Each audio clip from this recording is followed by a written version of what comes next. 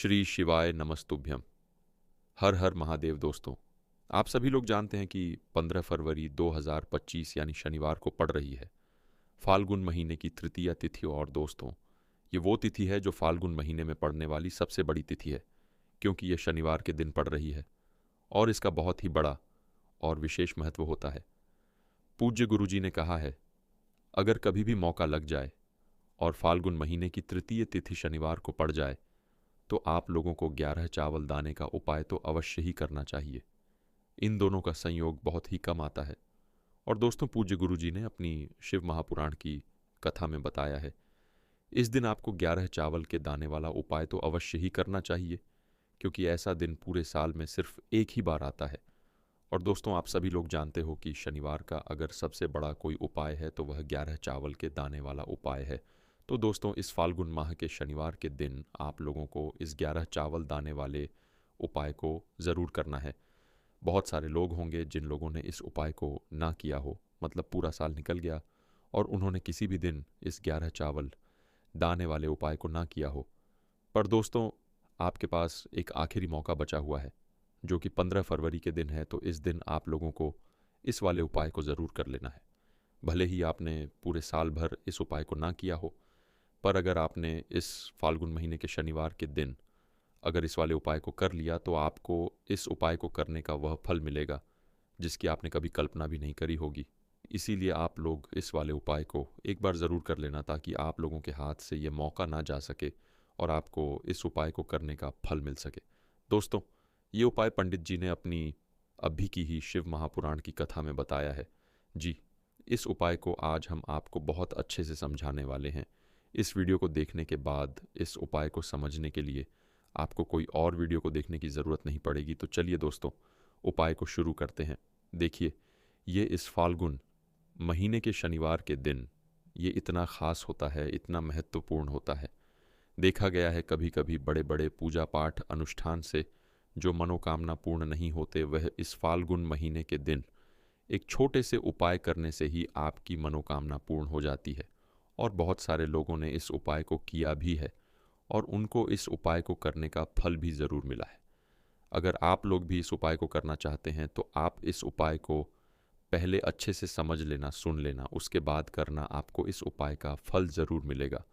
और इस उपाय को कर लेने से आपके घर में चाहे किसी भी प्रकार की दुख और समस्या क्यों ना चल रही हो, आपको उसका कारण भी नहीं पता है कि भाई ये समस्या किस कारण से चल रही है। उसका कुछ भी कारण हो सकता है, जैसे पितृदोष हो सकता है या किसी भी तरह का मंगल दोष भी हो सकता है। तो इस दिन आप लोगों को ये वाला उपाय कर लेना है। ये एक ऐसा उपाय है जो इस उपाय को अगर किसी विशेष दिन पर किया जाए तो भाई उस विशेष दिन का जो फल है वह तो हमें मिलता ही मिलता है, पर हमने उस दिन पर इस उपाय को किया है तो हमें उससे भी बड़ा फल मिलता है और फल बहुत जल्दी मिलता है, क्योंकि आप इस उपाय को बहुत ही बड़े और विशेष दिन पर कर रहे हो। तो चलिए अब उपाय के बारे में बात करते, लेकिन उससे पहले आप लोगों को ये जानना आवश्यक है कि आखिर यह उपाय किस समय करना है, किसको करना है और कैसे करना है। तो चलिए हम आगे आपको वीडियो में एक एक करके बता देते हैं। लेकिन उससे पहले अगर आप लोग हमारे चैनल पर नए हैं तो हमारे चैनल को सब्सक्राइब कर लेना और इस वीडियो को लाइक करके कमेंट बॉक्स में श्री शिवाय नमस्तुभयम, ओम नमः शिवाय ज़रूर टाइप कर देना। तो दोस्तों, इस 11 चावल के दाने वाले उपाय को हमें इस शनिवार के दिन कैसे करना है, किसको करना है, किस समय करना है और कहाँ पर करना है, ये सारे सवालों के जवाब आपको इस वीडियो में मिल जाएंगे। और जो ये वीडियो देखेगा भाई, उसको 11 चावल के दाने वाला उपाय ज़रूर करना चाहिए, क्योंकि इस दिन एक चावल के दाने का भी बहुत ही बड़ा और विशेष महत्व होता है।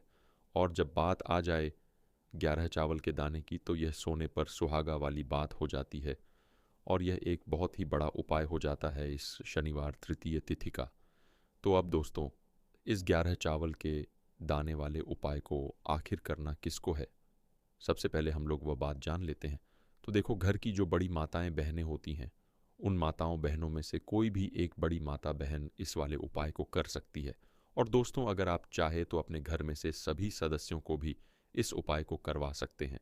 अगर किसी व्यक्ति की खुद की कोई मनोकामना है, खुद की कोई दुख और परेशानी है जो कि वह अपने लिए ही करना चाहता है, इस वाले उपाय को तो वह खुद अपने लिए भी कर सकता है। बाकी अगर कोई घर में से ऐसा है जो कि अपने पूरे घर परिवार की सुख और शांति के लिए ये वाला उपाय करना चाहता है तो भाई वह भी कर सकता है। उसमें भी कोई दिक्कत वाली बात नहीं है। कहने का मतलब ये है कि इस उपाय को हर एक सदस्य भी कर सकता है और पूरे घर परिवार के सदस्य के लिए घर की बड़ी माताओं बहनों में से कोई एक माता बहन भी कर सकती है। माताएं बहनें अगर घर में उपस्थित ना हो या वह ये वाला उपाय ना कर पा रही हो तो फिर घर का कोई बड़ा सदस्य भी इस 11 चावल के दाने वाले उपाय को कर सकता है, चाहे फिर वह पुरुष ही क्यों ना हो। उसमें कोई भी दिक्कत वाली बात नहीं है। अब दोस्तों, इस 11 चावल के दाने वाले उपाय को हमें करना कहाँ पर है? हमें इसे शिव जी के मंदिर में जाकर करना है। बहुत सारे लोग प्रश्न करते हैं, हर एक उपाय को करते समय क्या क्या करना चाहिए? हम इस उपाय को घर पर कर सकते हैं, तो इस वाले उपाय को आप घर पर नहीं कर सकते हो। इस वाले उपाय को करने के लिए आपको शिव जी के मंदिर ही जाना रहेगा। उसके बाद में दोस्तों, जो अगला प्रश्न निकल कर आता है वो ये आता है इस उपाय को लेकर कि आखिर इस उपाय को हमें किस समय करना है? सुबह के समय करना है कि शाम के समय करना है? तो देखो, इस वाले उपाय को आप लोग सुबह के समय भी कर सकते हो और शाम के समय प्रदोष काल में भी कर सकते हो। अब अगर आप पूछो कि भाई सबसे उत्तम समय कौन सा रहेगा इस 11 चावल के दाने वाले उपाय को करने का, तो हम आपसे बस यही कहेंगे कि इस उपाय को आप सुबह के समय करेंगे तो ज़्यादा बेहतर होगा। बाकी अगर प्रदोष काल शाम के समय भी करेंगे तो भी अच्छा होगा, उसमें कोई भी दिक्कत वाली बात नहीं है। तो अब दोस्तों, जो अगली सबसे बड़ी और महत्वपूर्ण बात आती है वह ये आती है कि सुबह अगर हम उपाय को करेंगे तो हमें कितने बजे से लेकर कितने बजे तक के बीच में करना है, और शाम के प्रदोष काल में करेंगे तो हमें कितने बजे से लेकर कितने बजे के बीच में करना है। तो देखो, सुबह जितनी जल्दी हो सके आप उपाय को करने की कोशिश करना। बाकी अगर किसी कारणवश लेट भी हो जाओ, थोड़ी देर भी हो जाए, तो 10 या 11 बजे तक भी आप उपाय कर लेना, पर 12 बजे से ज़्यादा देरी ना हो। ठीक है, इस बात का ध्यान रखना। उसके बाद में दोस्तों, अगर शाम के समय प्रदोष काल की बात करें, प्रदोष काल का जो समय है होता है वह शाम के 6 बजे से शुरू हो जाता है। मतलब शाम के 6 बजे से लेकर 7 बजे के बीच का जो समय होता है ये समय प्रदोष काल का समय होता है। पर अभी जो मौसम चल रहा है, इस मौसम में जो है शाम बहुत देरी से होती है, तो आप इस उपाय को 7 बजे या 8 बजे के बीच में भी कर सकते हो। मतलब शाम के 6 बजे से रात 8 बजे के बीच में आप कभी भी इस वाले उपाय को कर सकते हो, उसमें कोई भी दिक्कत वाली बात नहीं है। अब दोस्तों, यहाँ पर इस उपाय को लेकर एक और सबसे बड़ी बात ये निकल कर आती है कि इस 11 चावल के दानों को हमें लेना कहाँ से होता है, और हमें इस उपाय को करने के साथ में क्या और कुछ भी सामग्री ऐसी होती है जो शिव जी के मंदिर लेकर जानी रहती है। तो देखो, यहाँ पर हम आपको बता दें। सबसे पहले आप लोग ये जान लो कि ये जो 11 चावल के दाने वाला उपाय है, सिर्फ और सिर्फ आप उपाय की सामग्री लेकर कभी भी शिव जी के मंदिर मत जाना, क्योंकि हमें भगवान के सामने ये नहीं दर्शाना है कि अगर हम भगवान शिव जी के मंदिर आए हैं तो अपने फ़ायदे के लिए आए हैं। तो इसलिए जो भी पूजन सामग्री है, उपाय सामग्री है, 11 चावल के दाने, इसके साथ में आपको पूजन सामग्री भी ज़रूर लेकर जाना है। देखो, अगर सुबह के समय उपाय कर रहे हो तो सीधी सी बात है, 1 लोटा जल तो आप लेकर जाओगे ही जाओगे, वही 1 लोटा जल। अगर मिट्टी का जल हो तो बहुत अच्छा रहेगा आपके पास। इस दिन एक आखिरी मौका रहेगा मिट्टी का जल शिव जी पर चढ़ाने का और उपाय को करने का। बहुत बड़ा आपको इस दिन फल मिलेगा। तो इसलिए इस दिन हो सके तो भाई मिट्टी का जल चढ़ाना तो अपने साथ में कम से कम 1 लोटा जल तो आपको लेकर जाना ही जाना है। अगर मिट्टी का जल नहीं है तो घर का जल भी आप इस्तेमाल कर सकते हो। इसके अलावा जो भी पूजन सामग्री है, देखो, 11 चावल के दाने ये अलग आपके रहेंगे, और जो आपकी पूजन सामग्री रहेगी वह अलग रहेगी। पूजन सामग्री में आप जो भी चीज़ लेकर जाना चाहे वह लेकर जा सकते हैं, उसमें कोई भी दिक्कत वाली बात नहीं है। वहीं अगर हम बात करें शाम के समय की, तो शाम के समय शिव जी पर जल नहीं चढ़ता है। इसीलिए शाम के समय आप लोग एक दीपक तैयार कर लें, जो कि गोल बत्ती का, आटे का, शुद्ध देसी गाय के घी का होगा है। इस बात का आप लोगों को ध्यान रखना है, और इस दीपक को आपको घर से जलाकर नहीं लेकर जाना है, भगवान शिव जी के मंदिर में जाकर ही जलाना है। इस बात का भी आप लोगों को ध्यान रखना है। अब दोस्तों, यहाँ पर हमें इस बात को समझना है कि यह 11 चावल के दाने हमें लेना कहाँ से है। क्या हमें दुकान से लेकर आना है, या हमें अपने घर से लेना है, या कहाँ से लेकर आना है, और कौन से चावल लेना है, क्योंकि चावल भी बहुत प्रकार के होते हैं। तो देखो, इन सभी सवालों के जवाब आप लोग एक बात में सुन लो कि भाई ये जो उपाय है, इस उपाय में आपको ये नहीं देखना है कि भाई कौन से चावल है कौन से चावल नहीं है। बस जो भी चावल ले रहे हो वह चावल का दाना साबुत होना चाहिए, मतलब साबुत होना चाहिए, टूटा हुआ नहीं होना चाहिए, कटा पिटा नहीं होना चाहिए। ये बात आपको ध्यान रखना है। बाकी आपका चावल बासमती हो या सादा चावल हो या कोई सा भी चावल हो, उसमें कोई भी दिक्कत वाली बात नहीं है। तो सीधी सी बात है कि आपके घर के रसोई घर में जहाँ पर आप भोजन बनाते हो, वहाँ पर जो भी चावल आपके उपस्थित हो, उन चावलों में से अपनी एक कटोरी भर लेना या एक मुट्ठी चावल अलग से निकाल कर रख लेना, क्योंकि हम 11 चावल ही यहाँ पर इस उपाय में लेने वाले हैं। तो हमें ये चावल के दाने गिन कर निकालने हैं। इस बात का आप लोगों को ध्यान रखना है। तो अपने उस चावल की कटोरी में से या चावल में से 11 ऐसे चावल के दाने आप लोग निकाल लो जो कि टूटे हुए ना हो, कटे पिटे ना हो, जिनमें कोई दाग ना लगा हुआ हो, है ना अच्छे साबुत। चावल के दाने 11 दाने आप लोग निकाल कर रख लो और इन्हें किसी भी एक कागज़ की पुड़िया में या किसी एक छोटी सी कटोरी में आप लोग रख लो, ताकि यह सुरक्षित रहे, आपके एक भी चावल का दाना इधर उधर ना हो और आपका उपाय भी पूरा अच्छे से हो जाए। तो भाई जैसे ही आपका उपाय की जो सामग्री है, 11 चावल के दाने ये तैयार हो जाते हैं, उसके बाद मैं आपको जो भी अपनी पूजन सामग्री है सुबह के समय कर रहे हो, तो एक लौटा जल या पूजन सामग्री जो लेकर जाना चाहो उसकी भी तैयारी कर लेना। और शाम के समय जा रहे हो तो भाई अपना जो दीपक है उसे तैयार कर लेना, ठीक है। और उपाय को करते समय शुद्धता का विशेष रूप से ध्यान रखना, ठीक है। सुबह सुबह स्नान करने के बाद ही उपाय को करने की आप लोग तैयारी करना। उसके बाद अगर शाम के समय की बात करें तो शाम के समय आपको स्नान करने की ज़रूरत नहीं है, पर शुद्धता का ध्यान रखना है आपको। स्नान तो नहीं करेंगे, आप हाथ मुंह धोकर भी इस वाले उपाय को शाम के समय प्रदोष काल में कर सकते हैं। इसमें कोई दिक्कत वाली बात नहीं है। तो आप अपने उपाय की पूरी सामग्री तैयार करके आपके पास ही में जो आपका शिव मंदिर हो वहाँ पर पहुँच जाइए।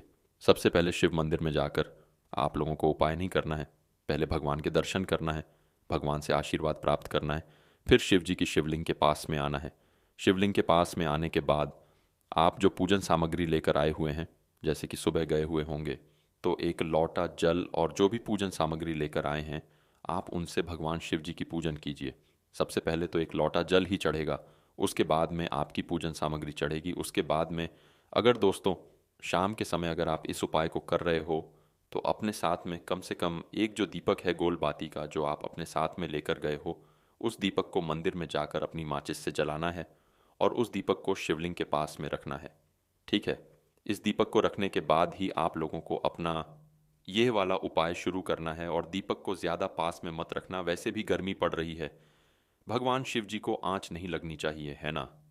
तो भाई जैसे ही आपकी पूजा अर्चना हो जाती है, आप भगवान शिव जी को प्रसन्न कर लेते हैं, उसके बाद में शिवलिंग के पास ही में आप कहीं पर बैठ जाइए, सामने या आसपास जिस जगह पर आपको बैठना हो वहाँ पर बैठ जाइए और अपने वह 11 चावल के दाने अपने सामने निकाल कर रख लीजिए, क्योंकि अब यहाँ पर उपाय को यहाँ पर करने की आपको तैयारी करना है।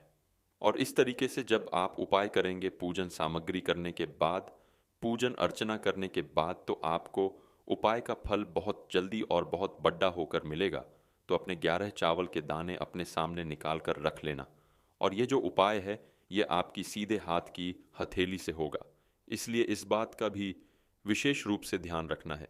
तो सीधे हाथ की हथेली का प्रयोग करके ही आप लोग अपना इस वाले उपाय को करना। अपने सामने जो भी आपकी कागज़ की पुड़िया है उसको खोल कर रख लो, या कटोरी है तो भाई उसे अपने सामने रख लो और अपने वह 11 चावल के दाने निकाल लो, ठीक है। उसके बाद में दोस्तों अब आपको क्या करना है कि शिवलिंग आपके सामने होगी, तो आपने वह 11 चावल के दाने एक एक करके आपको शिव जी के शिवलिंग के ऊपर चढ़ाना है। कहाँ पर चढ़ाना है? शिवलिंग के ऊपर चढ़ाना है, और कहीं पर भी नहीं चढ़ाना है आपको अपने हथेली से, तो शिवलिंग के ऊपर चढ़ना है। भले ही फिर वह अपने आप जलाधारी पर गिर जाए या मतलब वहीं पर गिर जाए, उसमें कोई दिक्कत वाली बात नहीं है, पर आप चढ़ाओ शिवलिंग के ऊपर ही। तो आपको क्या करना है, अपना पहला चावल का दाना उठाना है, श्री शिवाय नमस्तुभ्यम बोलना है और शिवलिंग पर छड़ देना है। इसी तरीके से दूसरा चावल का दाना उठाना है, शिवलिंग पर चढ़ना है और मंत्र बोल देना है। और फिर तीसरा चावल का दाना उठाना है, श्री शिवाय नमस्तुभयम बोलना है और चढ़ा देना है। इसी प्रकार से आपको पूरे 11 चावल के दाने एक एक करके शिव जी के शिवलिंग के ऊपर चढ़ाना है और भगवान से प्रार्थना करते जाना है। मतलब प्रार्थना तो आपको आखिरी में करना है, पर हर एक चावल के दाने को चढ़ाते समय श्री शिवाय नमस्तुभयम ज़रूर बोलना है। उसके बाद ही मैं यह चावल का दाना शिवलिंग के ऊपर आपको चढ़ाना है। जैसे ही आपके 11 चावल के दाने शिवलिंग के ऊपर चढ़ जाते हैं तो भाई उसके बाद में आपको क्या करना है, भगवान से अपनी मन कामना बोलना है। मनोकामना भी कब बोलना है? जब आपका 11 चावल का दाना आपके सीधे हाथ की हथेली में हो और आप उसे चढ़ने के लिए जा रहे हो। श्री शिवाय नमस्तुभयम बोलकर उस आखिरी चावल के दाने को शिवलिंग के ऊपर चढ़ा देना और भगवान से फिर अपनी वह मनोकामना बोल देना, जिस मनोकामना के लिए आप लोग अपना ये वाला उपाय कर रहे हो, जिस भी दुख और परेशानी के लिए आप लोग अपना ये वाला उपाय कर रहे हो। उसके बाद में जैसे ही आप अपनी मनोकामना बोल देते हो, आपका ये वाला उपाय पूरा हो जाता है। पर दोस्तों, उपाय को करने के बाद आप लोगों को 2 मिनट भगवान शिव जी के मंत्र का जाप ज़रूर करना है और मंत्र का जाप करने के बाद भगवान से एक और बार प्रार्थना करना है अपनी मनोकामना के लिए या अपनी जो भी दुख और परेशानी है उसके लिए। इसके बाद में आप लोग भगवान को देखकर, भगवान से प्रार्थना करके, उनसे आशीर्वाद लेकर वहाँ से उठ सकते हैं और अपने घर पर जा सकते हैं। बस दोस्तों, यहाँ पर ये वाला उपाय पूरा हो जाता है। इस तरीके से जो भी व्यक्ति छोटी छोटी चीज़ों का ध्यान रखते हुए इस 11 चावल के दाने वाले उपाय को करेगा, निश्चित सी बात है उसे उसकी मनोकामना जल्द ही पूर्ण होगी और जो भी दुख और परेशानी है वह भी बहुत ही जल्दी दूर होंगे। और दोस्तों, अगर आपको हमारी ये वीडियो पसंद आई हो तो हमारे इस वीडियो को लाइक और चैनल को सब्सक्राइब ज़रूर करें। हर हर महादेव। ओम नमः शिवाय।